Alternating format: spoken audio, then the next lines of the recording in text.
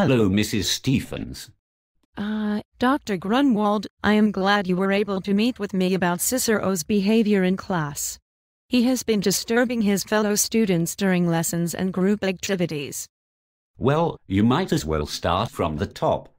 Well, we start out the year in history learning about how the United States of America was founded. I told the students how Pocahontas saved John Smith and helped the Jamestown colonists. Then he mentioned how John Smith probably lied about that the colonists started a war with the natives, captured Pocahontas, forcibly divorced her from her Native American husband, remarried her to John Rolfe, and converted her to Christianity through Stockholm Syndrome. How did our 7-year-old learn about Stockholm Syndrome? We were watching the Disney version of Pocahontas and he wanted to know what really happened. So, we had a history lesson. You thought it was appropriate to teach your child about forced conversions and marriage by rape. He made little Susie Johansson cry. Well, when did it become appropriate to lie to children about their nation's history? What a child learns in their formative years will shape the adults they grow up to be. Idealizing those who founded America will make children grow up into teabaggers. I will not have that for my son. He deserves better than that. I would rather he grow up cynical and jaded than live in a fantasy world. Okay.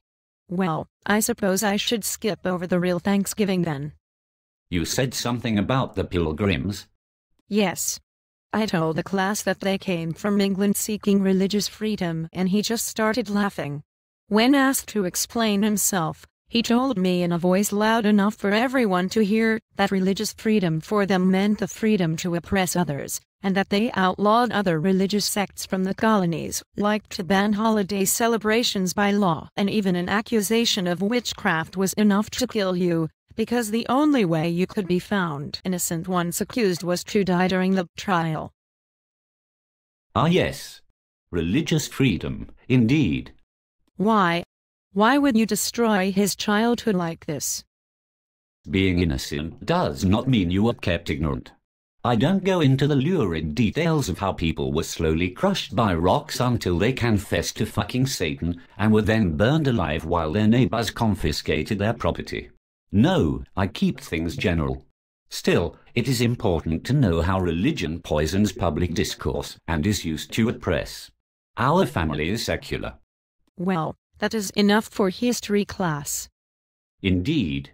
I assume he has gotten good grades in history. Yes. Maths. He already knows how to do trigonometry, so yes. Ah yes. We start calculus when he turns 10. I do the math instruction in the form of things like physics problems, you know, like calculating the range of a medieval catapult. He finds it fun, because we then pull out the miniature trebuchet and go to the park. No 7-year-old dislikes siege equipment. What about English? His grammar is better than mine. Did you teach him Latin?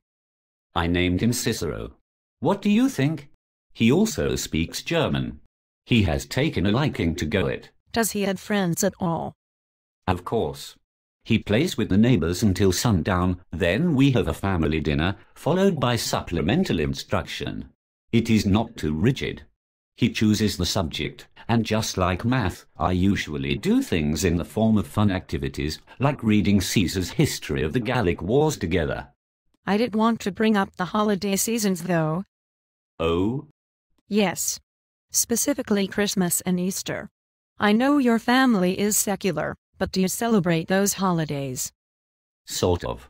He knows what the traditional holidays are, but we prefer to celebrate things that are real, so we decorate a solar system model, put presents under it, and celebrate the birth of Newton.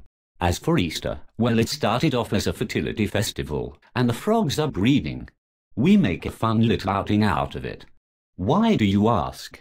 I am fine with the school participating in the dominant festivals, so long as the observance is kept free of God.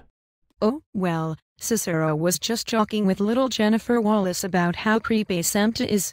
Watching children while they sleep, while they are in the bathroom, etc. Oh dear. She started crying and told me about Father Roberts and how he touched her. Well, that is good news. Hopefully he will be locked away for a long time. What about Easter?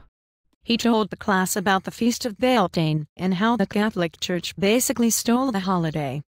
I see. I will have to have a talk with him about how rude it is to disabuse children of their holiday traditions. If you do not mind my asking, what is your doctorate in? I am a tenured professor in the biology department at the university. That explains a lot. I beg your pardon. Well, it seems that the other children tease him by asking questions they don't think he can answer. He turns the tables by emotionally traumatizing them. For example, when Jod asked him where babies come from, he answered with an accurate and technical description of human mating and fertilization, then said that because Jod has brown hair and his parents are blonde, that Jod's mom had committed adultery. They are getting a divorce now. Ha! He must get that from his other father. Wait, what? 2 fathers. We are homosexuals, queers, faggots, whatever term you want to use. Albert is in the philosophy department. It seems to me that Cicero would be better off if he skipped several grades, or went to a private school. He was laughing his way through this year's standardized tests. That is because the standardized tests are a joke. The problem is, I am in a bit of a bind.